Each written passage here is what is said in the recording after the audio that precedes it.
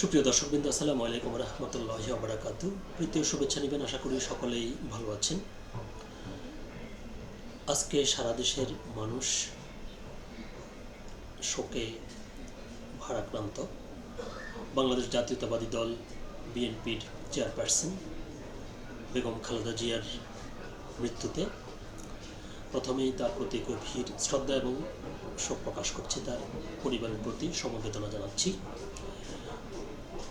আজকে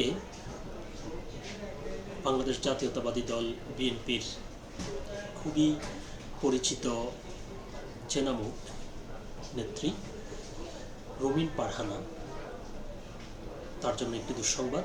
সেটি হলো বিএনপি রুমিন পারহানাকে সাংগঠনিক বিরোধী কর্মকাণ্ডের জন্য দল থেকে বহিষ্কার করেছে। তো চলুন দেখি আমরা প্রথমে দৈনিক ইত্তেফাক পত্রিকায় এই সংক্রান্ত যে খবরটি প্রকাশিত হয়েছে সেখানে কি লিখেছে।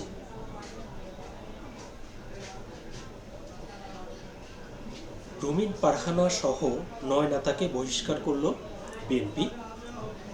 খবরটির বিস্তারিত বলছে, বাংলাদেশ জাতীয়তাবাদী দল বিএনপি দলীয় সিদ্ধান্ত অমান্য করে সাংগঠনিক কর্মকাণ্ড পরিচালনার অভিযোগে 9 নেতাকে বহিষ্কার করেছে।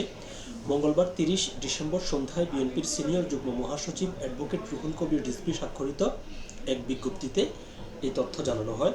বহিষ্কার হওয়া নেতারা হলেন জাতীয় নির্বাহী কমিটির সহ আন্তর্জাতিক বিষয়ক সম্পাদক ব্যারিস্টার রুমিন পারহানা, জাতীয় নির্বাহী কমিটির সদস্য মোহাম্মদ গিয়াসউদ্দিন, মোহাম্মদ শাহ আলম, হাসান মামুন, আব্দুল খালেক, কেন্দ্রীয় ছাত্রদলের সাবেক সহসভাপতি ও বাংলাদেশ হিন্দু বৌদ্ধ খ্রিস্টান কল্যাণ ফ্রন্টের মহাসচিব তরুণ দে, ঢাকা মহানগর উত্তর বিএনপির সাবেক আহ্বায়ক সাইফুল আলম নীরব, সিলেট জেলা বিএনপির সহসভাপতি মামুনুর রশিদ চাকসু মামুন ও ব্রাহ্মণবাড়িয়া জেলাধীন বাঞ্ছারামপুর উপজেলা বিএনপির সভাপতি কৃষিবিদ মেহেদী হাসান পলাশ।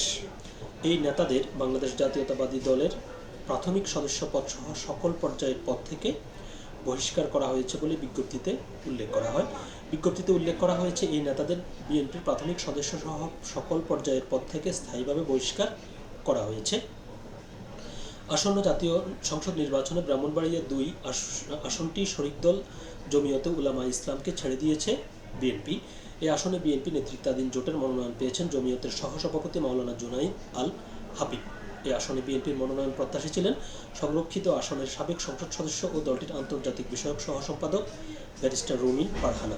তবে মনোনয়ন না পেলেও তিনি স্বতন্ত্র প্রার্থী হিসেবে নির্বাচনে প্রতিদ্বন্দ্বিতা করার ঘোষণা দিয়েছেন।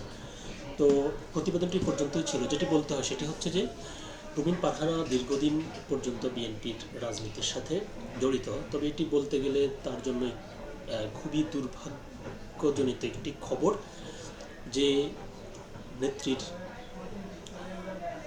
আন্ডারে তিনি এতদিন রাজনীতি করেছেন, সেই তাদের প্রাণপ্রিয় নেত্রীর মৃত্যু দিবসে তাকে সংগঠন থেকে বহিষ্কার করা হয়েছে। তো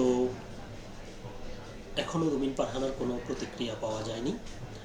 তবে আমার কাছে মনে হয়, যেহেতু তিনি স্বতন্ত্র প্রার্থী হওয়ার ঘোষণা দিয়েছেন, তিনি আগে থেকেই অনুমান করতে পারছিলেন যে এই ধরনের কিছু ঘটতে পারে।